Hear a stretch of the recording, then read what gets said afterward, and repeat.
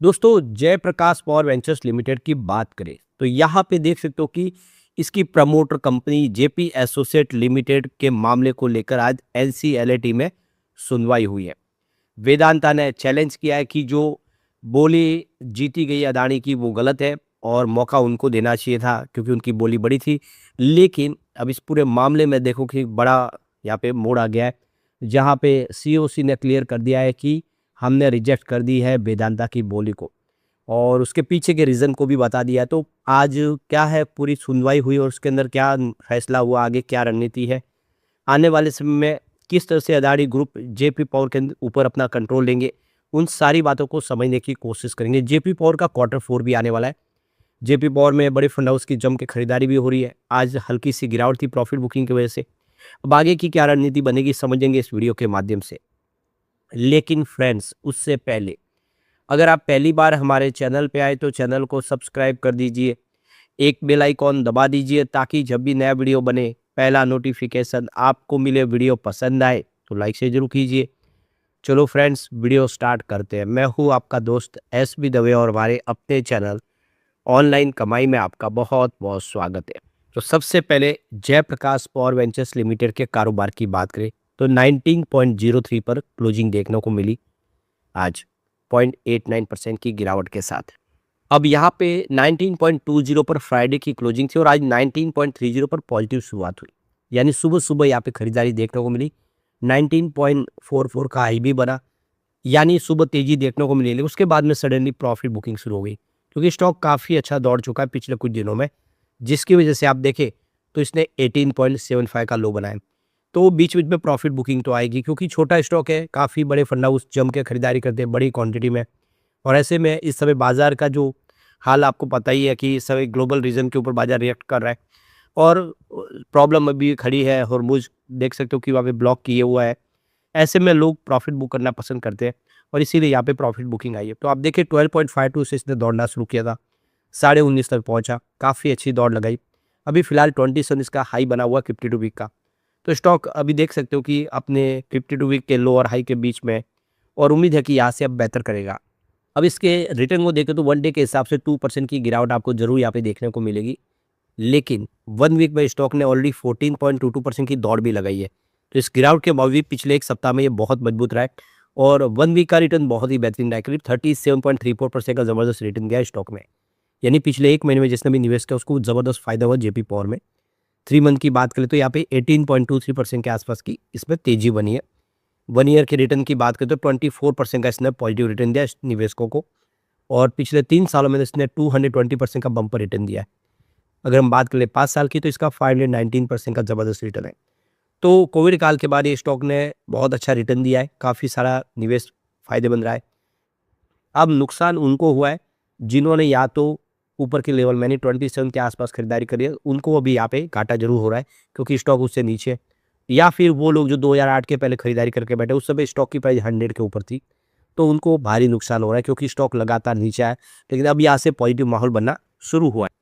यहाँ पे जो बड़ी अपडेट निकल के आ रही है, जेपी इंसॉल्वेंसी प्रोसेस जो पूरा प्रोसेस चल रहा है उसको लेकर सीओसी ने यहाँ पे कहा है कि उन्होंने अदानी की बोली को स्वीकार कर लिया और वेदांता की बोली को रिजेक्ट कर लिया है। तो यहाँ पे देख सकते हो कि जो रिजोल्यूशन प्रोसेस है उसके माध्यम से अदानी इंटरप्राइजेस को 70.26 मार्क्स मिले, जबकि वेदांता लिमिटेड को 58.85 मार्क मिले।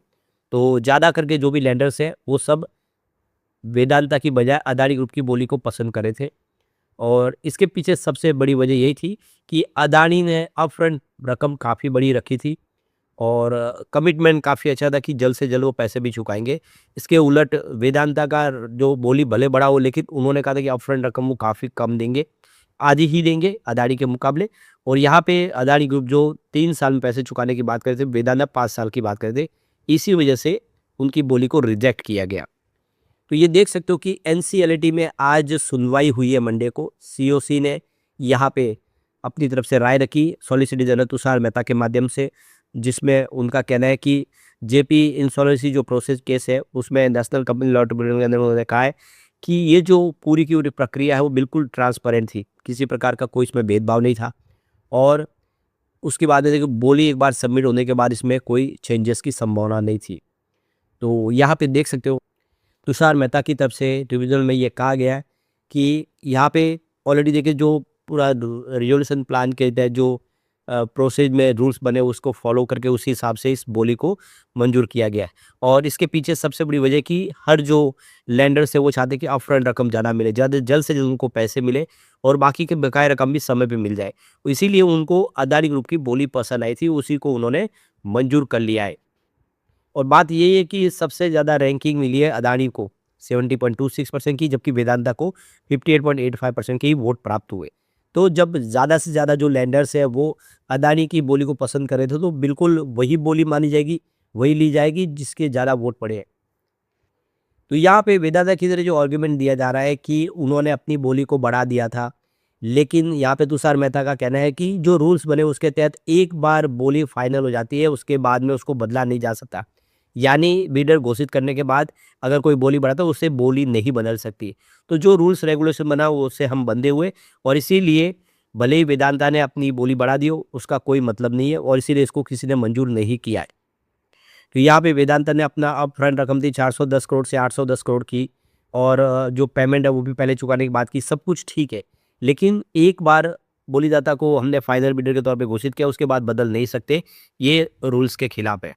ऐसा नहीं है कि हमने बोली को डायरेक्ट खारिज किया, हमने जो रिजर्वेशन प्रोफेशनल ने यहाँ पे देख सकते इसके लीगल एडवाइस भी ली और अपने जो भी क्रेडिटर्स है उनसे बातचीत की। सब ने यही कहा कि चेंजेस अलाउड नहीं होगा, कोई भी बदलाव इसमें नहीं होगा। एक बार जो बोली मान ली गई है उसको बदला नहीं जाएगा, क्योंकि यहाँ पे जो इंसॉल्वेंसी और बैंक्रप्सी कोड है उसका वायलेशन हो जाएगा, इसीलिए सीओसी ने उनकी बोली को रिजेक्ट किया।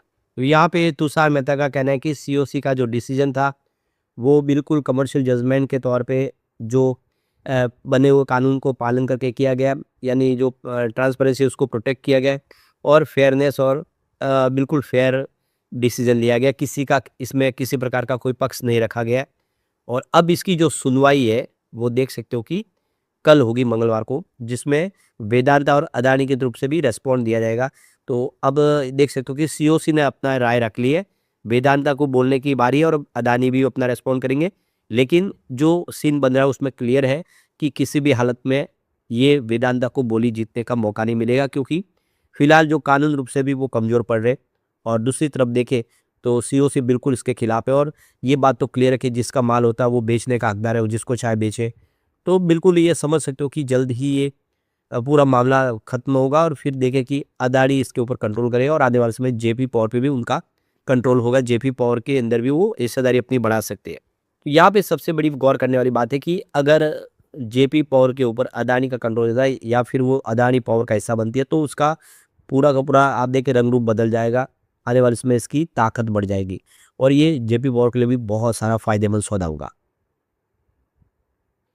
लेकिन फ्रेंड्स, कोई भी इन्वेस्टमेंट करने से पहले अपने फाइनेंशियल एडवाइजर से एडवाइस ले ले या अपना खुद का रिसर्च करें, क्योंकि मैंने वीडियो आपके एजुकेशनल पर्पज के लिए ही बनाया। वीडियो पसंद आए तो लाइक शेयर जरूर कीजिए और चैनल को सब्सक्राइब कर दीजिए।